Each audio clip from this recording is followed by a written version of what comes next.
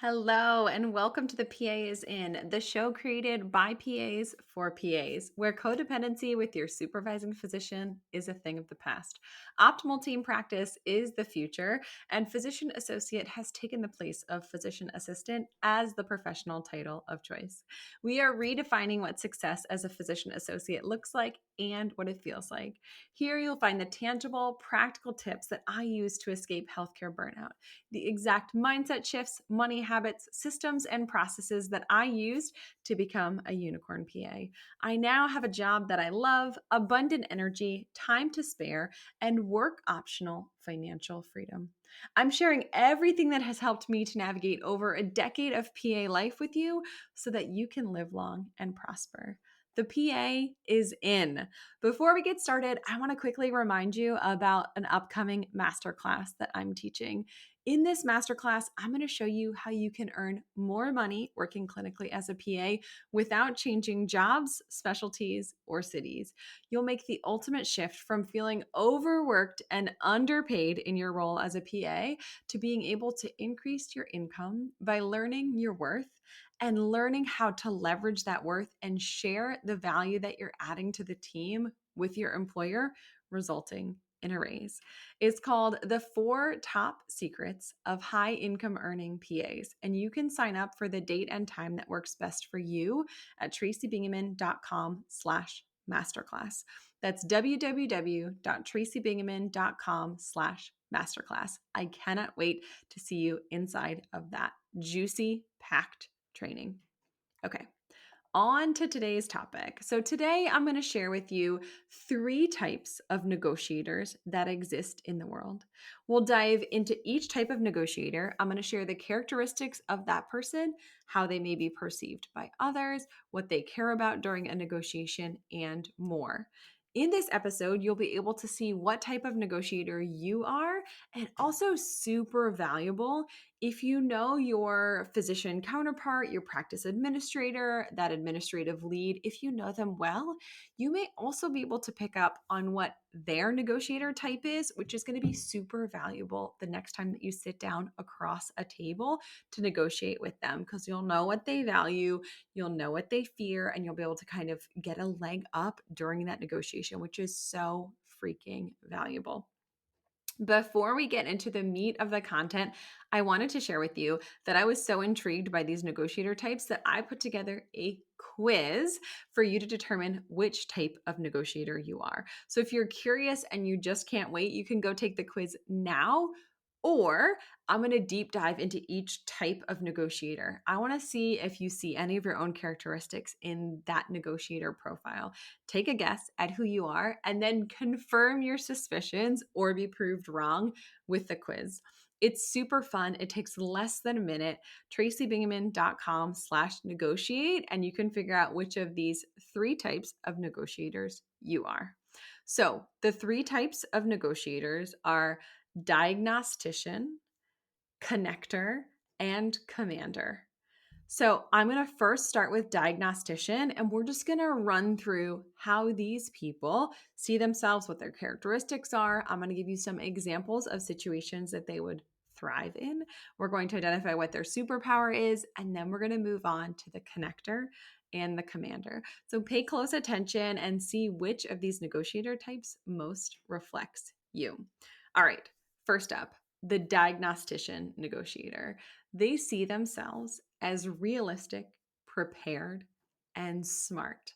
However, other people may perceive them as cold or standoffish. They care most, above all else in a negotiation, about acquiring facts and information. So they want all of the facts, all of the data. They want the CAT scan results. They want all the labs back before they decide what's next. For diagnosticians, in a negotiation, time they value. They feel like that time is time to think and prepare, and that's what they use silence for. When it's silent, they're not panicking. They're thinking, they're calculating, they're assessing the data and what information they have so far, and they're planning their next move. So this person is methodical.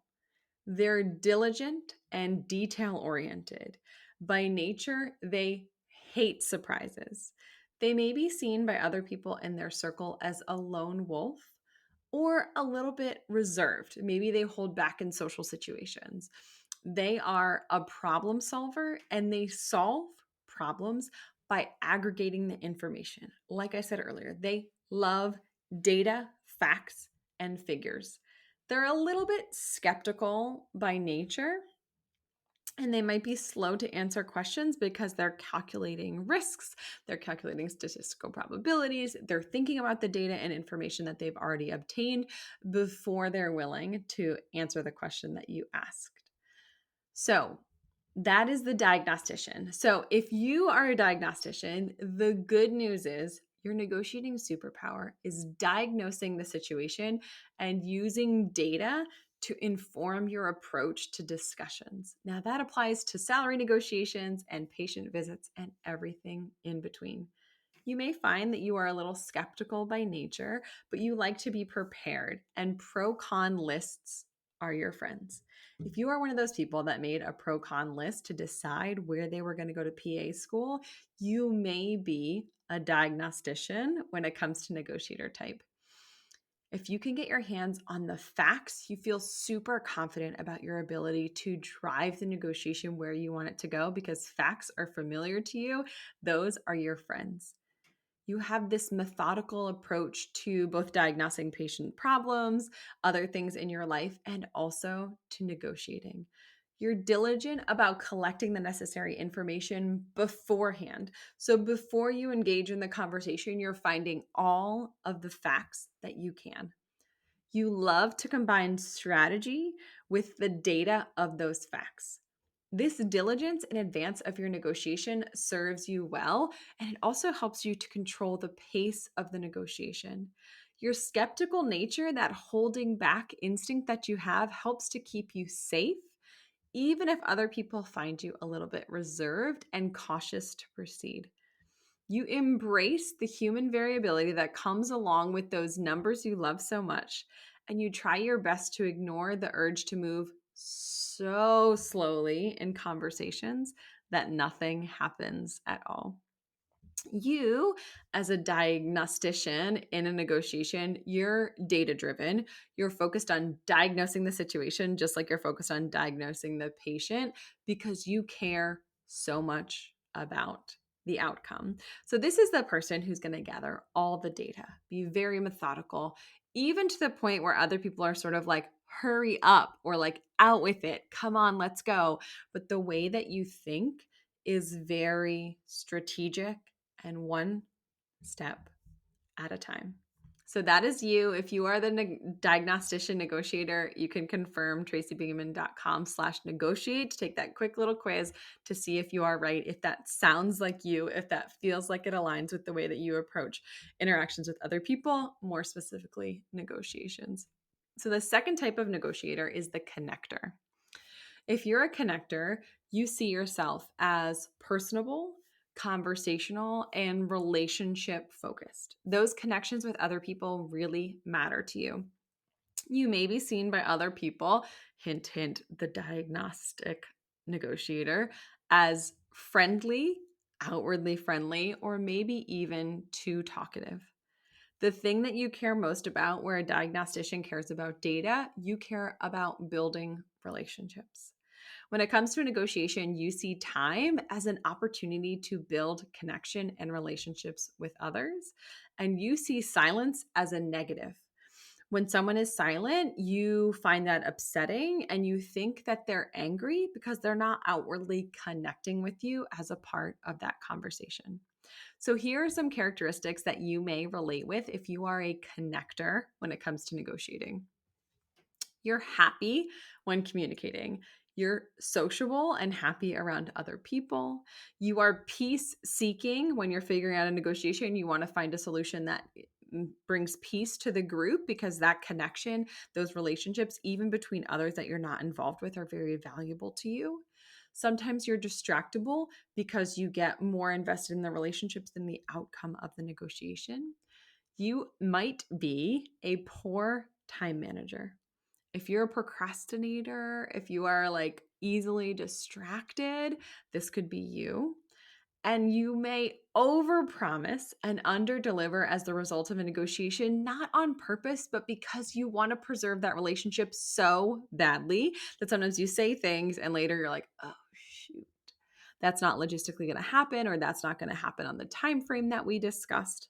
So as a connector, your superpower is the emphasis that you put on those connections and those relationships.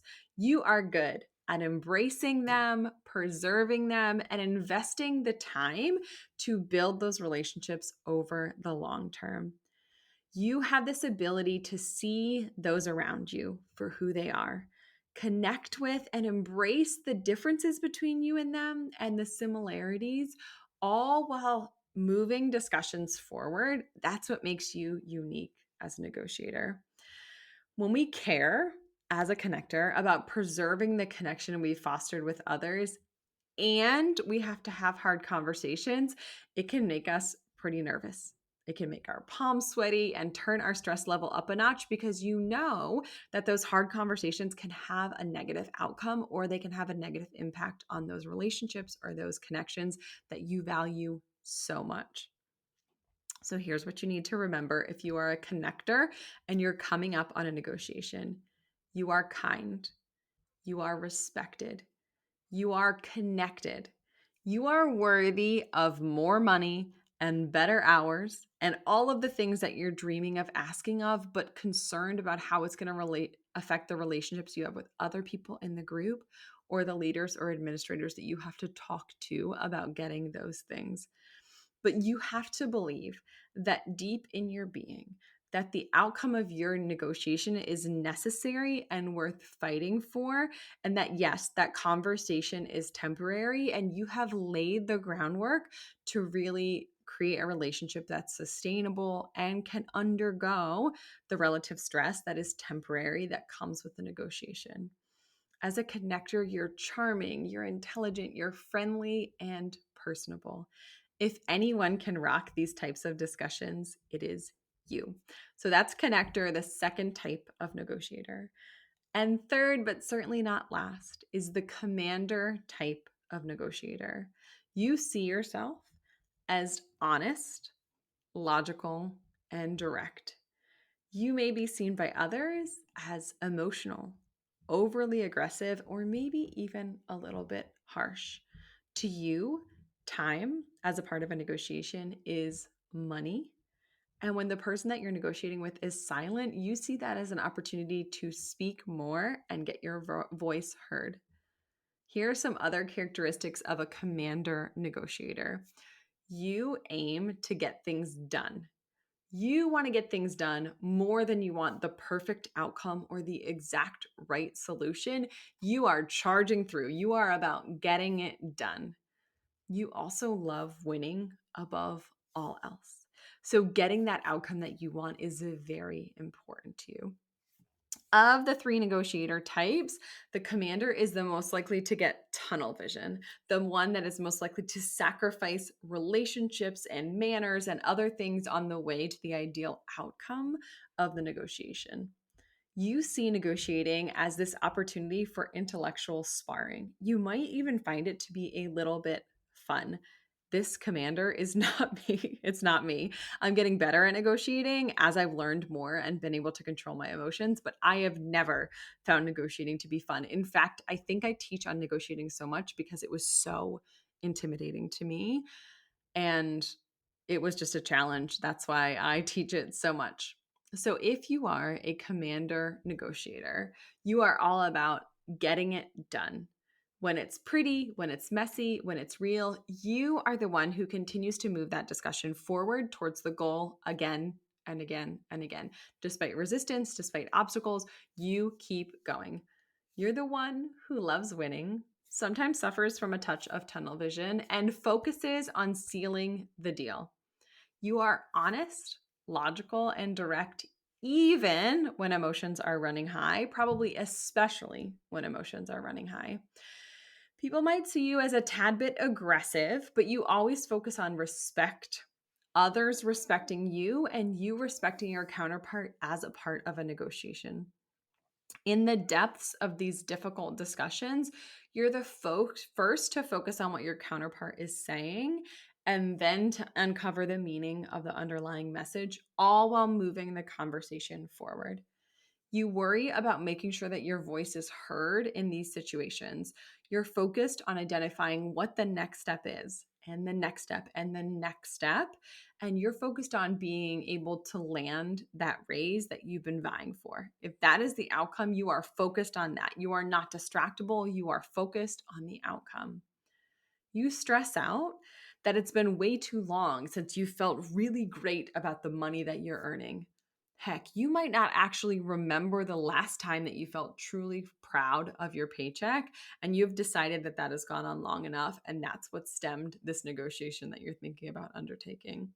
Sure, there's more to learn and strategies to employ, but you're doing a pretty darn good job on your own as a commander negotiator. So, those are the three types of negotiators: the diagnostician, who focuses on data and strategy and gathering information in advance of the conversation; the connector, who focuses on relationships, building those sturdy relationships so they can sustain the relative uncertainty that comes with the negotiation; and the commander, the person who is driving the ball to the hoop, the person who is next step, next step, next step, focused on getting it done almost at all costs. So, which one do you think you are? You can send me a DM at Mrs. Tracy Bingaman on Instagram, where I like to hang out, or on LinkedIn. Search me. I'm Tracy Bingaman on LinkedIn. Send me a message. Hey, I heard your episode on the negotiator types. I think I'm this. I took the quiz at tracybingaman.com/negotiate, and I was right, or I was so wrong, or I was surprised, or I was shocked, or whatever you were when you saw the results of that quiz. Thank you, as always, for listening to The PA Is In. If this episode helped you at all, if you now understand more about the type of negotiator that you are, and possibly, as importantly, what type of negotiator your boss, counterpart, administrative leader, team member that you have to negotiate with is, I would so appreciate it if you would share this episode with a friend. If you would head to iTunes and leave a 5-star rating and a written review about the value that this episode provided to you, if you would send it to a classmate or a colleague or your best friend so that they can benefit from this information as well, I would so, so appreciate it. Thank you for tuning into the show by PAs for PAs, where we help you to design your life so that you can live long and prosper. It's your turn to take effective action, get inspired, and become one of those unicorn PAs who loves their job, has abundant energy, time to spare, and work optional financial freedom. Until next time, this PA is out. But oh my gosh, if you made it all the way to the 18th minute of this episode and you are still listening, you are my people, and you need to go sign up for the masterclass. tracybingaman.com/masterclass, the 4 secrets that high income earning PAs know that you don't. I'm offering it 4 times in the next couple of weeks. You're going to want to show up live. There is a bonus for showing up live. I promise to make it worth your while. You will get such a different experience if you show up live. If you can't make it live, sign up for one of the live ones. I will send you the recording, but make sure you watch it right away because it has a limited time on it. www.tracybingaman.com/masterclass. I cannot wait to see you there. And again, this PA is out.